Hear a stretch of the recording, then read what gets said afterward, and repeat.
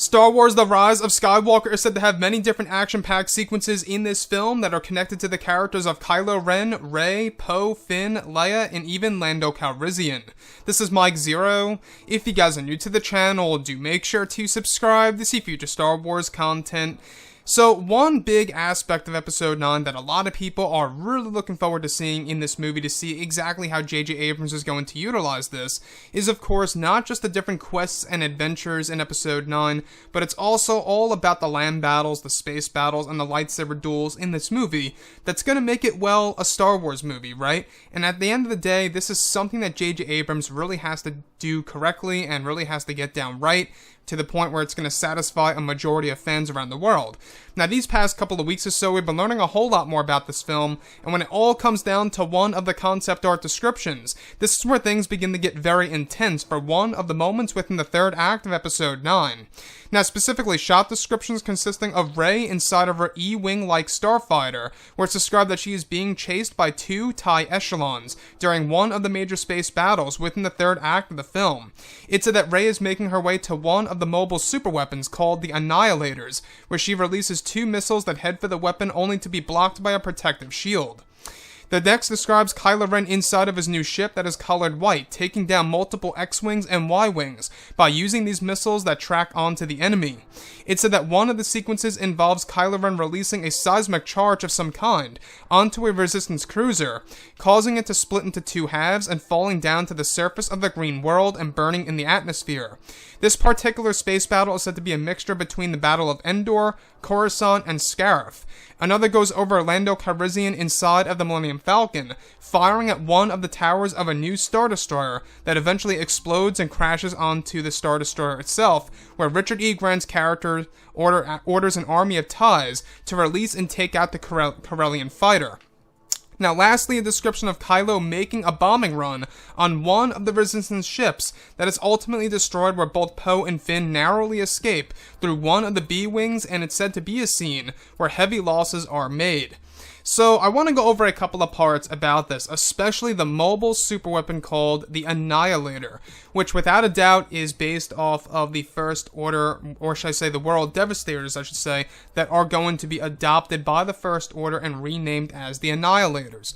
Now, you can really see what they're trying to do by JJ and Chris. They're trying to really insert a lot of Legends material and kind of making it into something of their own, which some people may have a problem with, some people might not.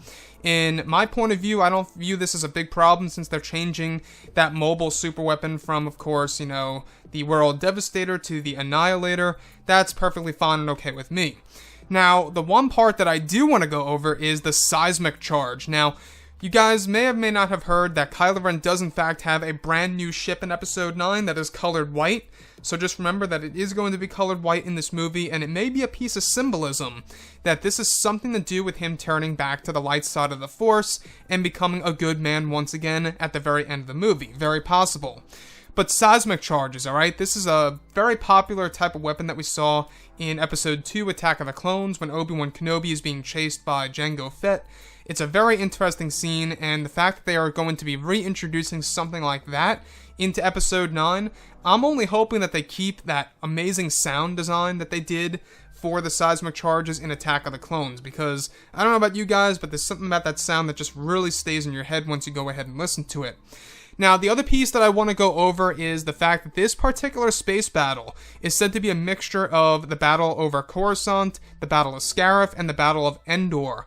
So that tells you exactly how intense this battle really is going to be, and how action-packed it really is going to be within the third act of Episode 9. And let's not forget that Lando Calrissian and Chewbacca are going to have a major role in this space battle inside of the Millennium Falcon. It may very well have something to do with what we saw in the teaser trailer when they are jumping the hyperspace, or exiting it, I should say.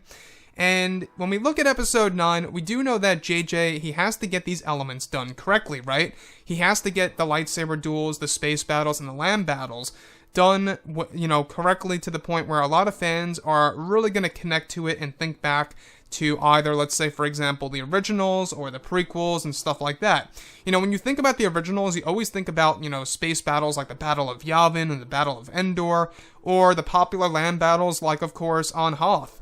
You know, that's what we really need in this movie, and that's exactly what JJ aims to do in Episode 9 in order to really make it feel like an authentic Star Wars movie.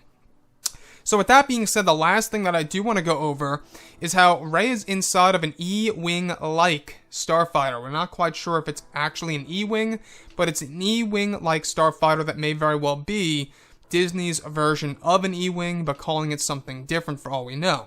So, the fact that they are giving her a ship in this movie, once again, is a parallel to Luke Skywalker having his own X-Wing in Return of the Jedi, and so on and so forth.